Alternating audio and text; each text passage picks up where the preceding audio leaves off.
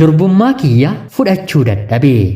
Naangalee dubbii nana ennaa yaadu ulfaataadha naangalee dubbii nana jaalalli dhumee amma lolaaf kaatee muchuu jaaftee ansi shakkee akkasiin sinni taatee. Ani maqaan kiyyaa Biitiin jedhama. Kanan dhaladheetti guddadhe Shawaa Lixaa keessatti yeroo ta'u barnoota kiyyallee ijoollummaa kootti galeen hanga kutaa muraasaatti baradheera. Akka har'aa otoo hin ta'in akkuma ani dhaladheen haatii fi abbaan koo sababa kootti walitti bu'anii. Abbaan koo ani dhalachuu kiyya waan hin jaallanneef haati kiyya mana haadha isheetti na galchitee ijoollummaa kootii kaasee akkoo fi akaakayyuu koo biratti guddadheen barumsa koollee galee. Jabaadhees yeroo kutaa torbaffaa ga'u dargaggeessi daree kiyyaa kutaa torbaffaa si'a lammaffaa barataa jiru tokko amantaa isaatti illee baay'ee cimaa ta'e gaaffii jaalalaa naaf dhiyeessa. Yeroo kanatti hiriyoota koo dubaraatiin abaluun gaaffii jaalalaa naaf dhiyeesseera ani immoo qophaa'aa miti jedhee yeroon isaanitti himu maal taateettaa maaf goyyomtaa namni kun abdii sabaadhaa otoo nuti si taanee yeroo manni gaaffii jaalalaa nuuf dhiyeessu tole jennee deebisnaafii turree amma dafii otoo yaada isaan jijjiiriin tole jedhii fi nama isaan olii eenyuun argachuu fi jedhanii natti ukukkubsanii. Dargaggoon kun amantaa isaatti cimaa waan tureef ija namoota hedduu keessa jira. Ijoollummaatii kaasee baay'ee tajaajila. Anis gorsa hiriyoota kiyyaa fudheen dargaggoon kun nama gaariidha jedheen gaaffii jaalalaa isaanan fudhadhe. Haa ta'uutii garuu akka alatti isa ilaalan otoo hin taane keessi isaa nama gara biraadha. Anaan gaafatee ana waliin osoo jiru hiriyoota koo namni kun na gaafatateeraa jedheen isaanitti meen deemee gaaffii jaalalaa dhiyeesseefi maali yeroo darbe ni diddeenii moo nu bira kan dhufee jedhanii yeroo na gaafatan lakkii waliin jirraa jedheen deebiseefi sanaan booddee hiriyoonni koo kun xalayaa qofa qofaatti yeroo garaagaraa ergee fi baasanii na dubbisiisanii. Erga kanaanis aareen yeroon barnoota koo kutaa 8ffaa baradhu hariiroon isa waliin hin qabu addaan hin kute.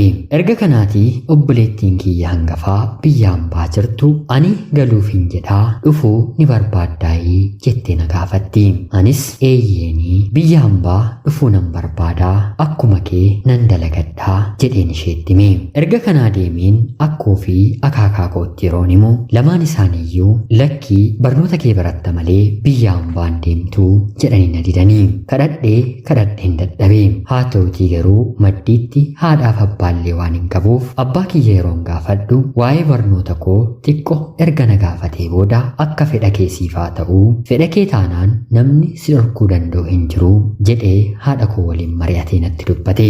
Erga kanaanis otuu akkoon koo fi akaakayyoon koo na didanii magaalaa Finfinnee deemeen paaspoortii baafadhe. Akkan biyya hambaa deemu hiriyoota koo mana amantaa waliin hin tajaajilutti himee waan hin jiruuf isaanillee isheen biyya hambaa deemuu fedha jedhanii hiriyoota isaanii warreen gara biraatti himu. Yeroo kanatti biyya hambaa deemuuf qophaa'aa jiraachuu kan beeke dargaggeessi tokko baay'ee natti maxxanuu jalqabe. Umriidhaan dachaa kiyya ta'a. Yeroo hedduus namoota gurguddaa abbootii mana amantaa waliin oola. Dargaggoon kunillee natti siqee gaaffii jaalalaa naaf dhiyeesse. Yeroo kanatti bakka hedduutti nama kana waan hin beekuuf lakki jechuuf saalfiitu na qabe. Umriin keenyi walakkaan madaalli ni beeka. Haa ta'uutii garuu namni ani fageessee yaadu bakka guddaa kennuufii tokko dhufee gadi jedhee gaaffii jaalalaa naaf dhiyeesse. Ammas deebiseen hiriyoota kiyyatti yeroon himu ati carraa akkamii qabdaa nama akkamiitu gaaffii jaalalaa siif dhiyeessaa otoo biyya hambaan deemiin dura dafii nama kana harka kee galfadhu jedhanii natti dubbatanii.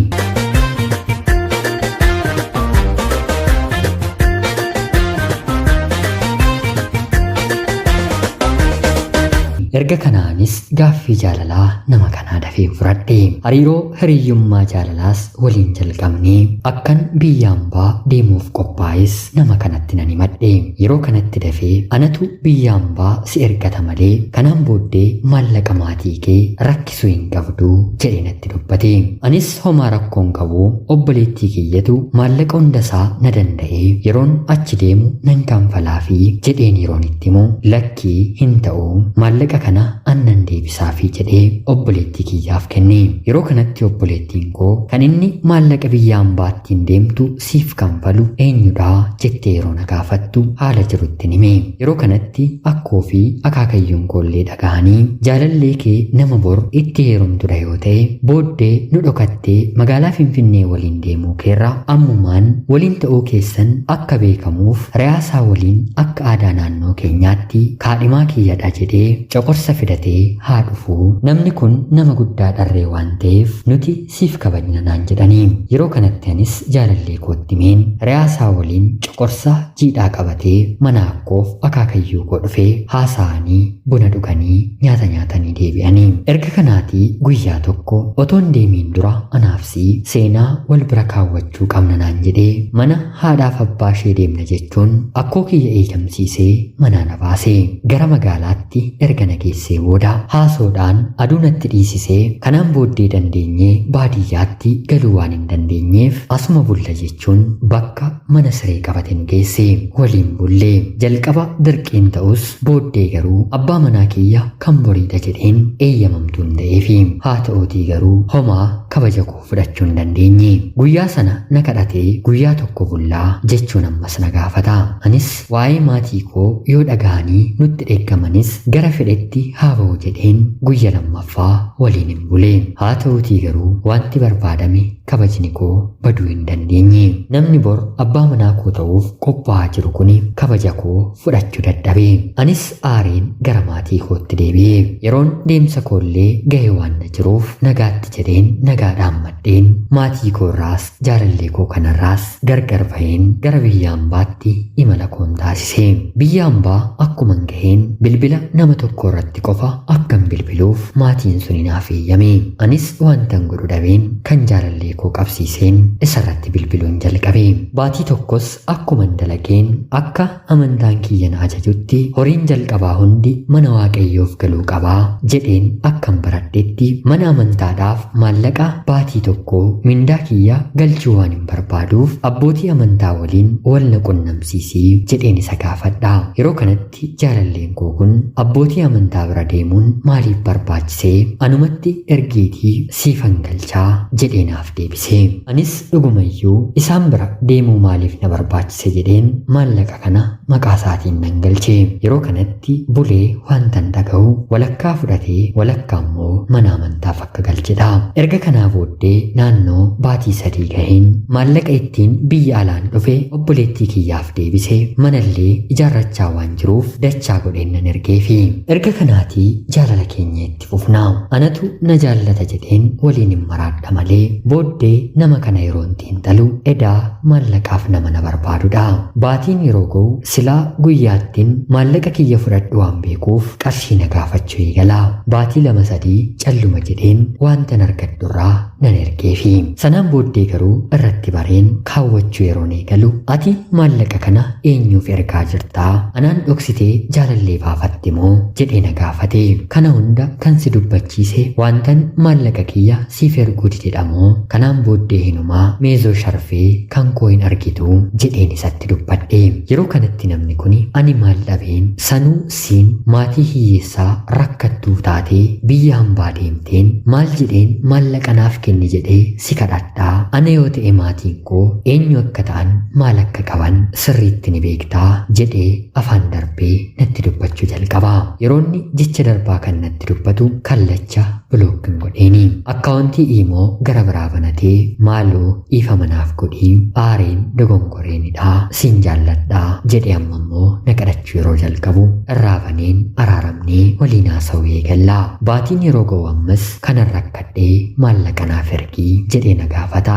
Obboleessa koo ani kanan biyya hambaa ba'ee hojjedheen dafqa kiyya walitti qabadheen booddee waan bu'aa naaf buusurra kaawwachuufi malee baatii baatiidhaan gara keetti erguu arguuf miti. Sii miti maatiin kiyyayyuu yoo rakkatani malee lafaa ka'een sababa xiqqoon maallaqan erguu fi ani kaayyoof hin jiraadha jedheen isatti dubbadhe.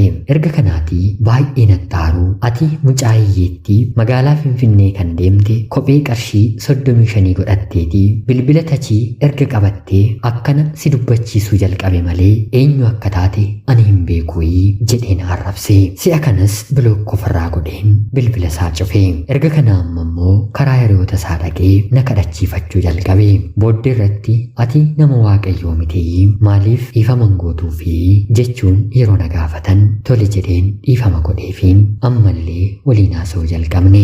Erga kanaatii maallaqan qabu walitti qabadheen gara eessuma kootti erguun lafa naaf bitii jedheen gaafatadhe. Eessumni kiyyas lafa bareedaa maqaa isaatiin naaf bite. Jaalalleen kiyya lafa bitachuu koo maqaa eessuma kootiin yeroo dhaga'u of nyaatee of cicciruu gahe. Akkam otoo ani jiruu maqaa eessuma keetiin lafa bittaa jedhee yeroo na gaafatu anis anaafsi akka wal jaallannu maatiitu wal bare malee haadha manaaf abbaa manaa miti jedheen isatti dubbadhe.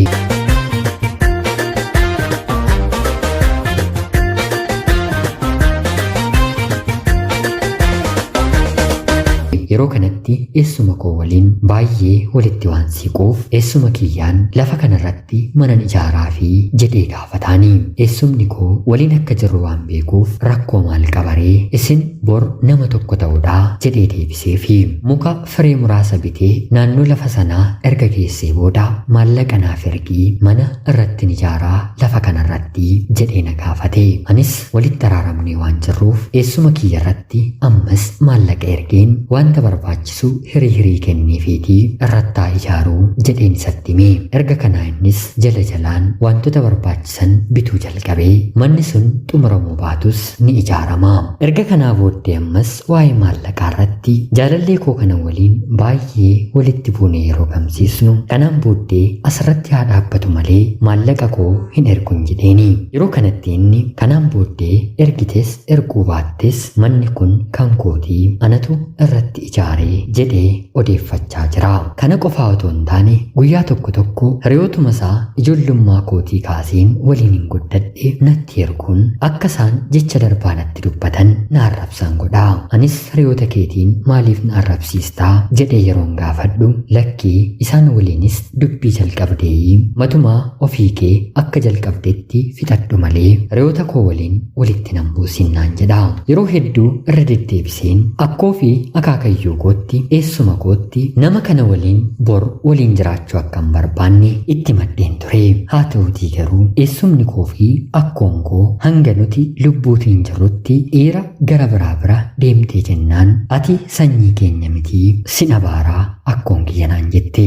Eessumni koo immoo sin ajjeesa naan jedhe. Haatii fi abbaan koo akkanumallee akaakayyoon koo garuu deebii kana naaf hin laanne. Abbaan koo fi haati koo yeroo deebitu abbaa feetetti heerumuu ni dandeessaa jedhanii natti dubbatanii. Inumaa akaakayyoon koo immoo durumaayyuu barnoota kiyya akkan baradhu waan fedhuuf ati yaa mucaa koo dubartii heerumayyuu geessee akkana maqaan sirratti bahu miti akka dhufteen barnoota keetti deebitee yoo qabxii argatte barattee bakka hiriyoonni kee ga'anii geessee yoo qabxii dhabde immoo maallaqa keetiin dhuunfaatiin barattee erga xumurtee sanaan booddee abbaa barbaadde abbaa feetetti jaallattee heerumuu ni dandeessaa jedhee na gorse.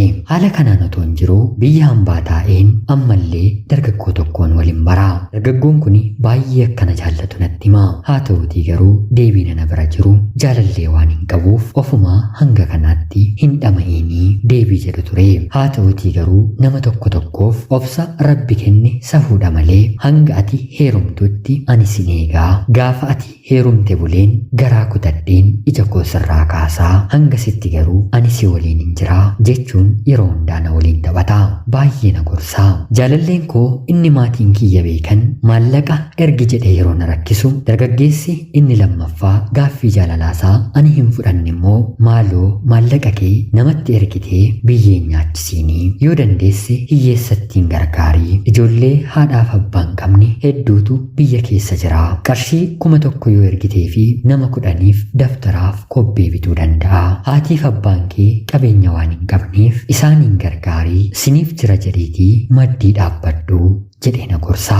Gaarummaan isaas qalbii koo keessa jira. Haa ta'uutii garuu ani kan nama biraa ta'ee waan hin jiruuf waantan godhu dhabe. Jaalalleen koo inni maatiin kiyya beekan yookiin natti heerumtaa yookiin immoo mana kana gurgurree gargar qooddannaa jedhee na doorsisa. Eessumni koo akkoon koo isa waliin waan jiraniif baay'ee na sodaachisu. Maallaqaaf malee anaan gonkumaa nan jaallatu. Sana qofaallee otoo hin taane durbummaa kiyyayyuu dhiira fudhachuu hin dandeenye. Bor durbummaadhaan anis ulfaa'een mana yaalaa deemeen hakiimiin kuttuu yookiin immoo maqasiidhaan akka qaama kiyyatti taphatuun barbaadu. Mee hiriyoonni koo maal akkan godhu yaada keessan naaf qodaa. Akaakayyuun koo baradhu naan jedhee. Abbaan koo fi haati koo immoo abbaa barbaaddetti heerumuu dandeessan jedhanii. Akkoon koo fi eessumni koo baay'een jaalladhu. Anaan guddisuu keessatti shoora olaanaa qaban immoo nama kana malee nama gara biraatti heerumtee jennaan nuti sin beeknu dhalee keenya miti si abaarranaan jedhaniiru. Mee jireenya koo boriif maalaa murteeffadhu? Obboloonni koo yaada keessan naaf qodaa. Ana obboleettii keessan Biitii Dubaa irraa ulfaadhaa nagayaatti galatoomaa.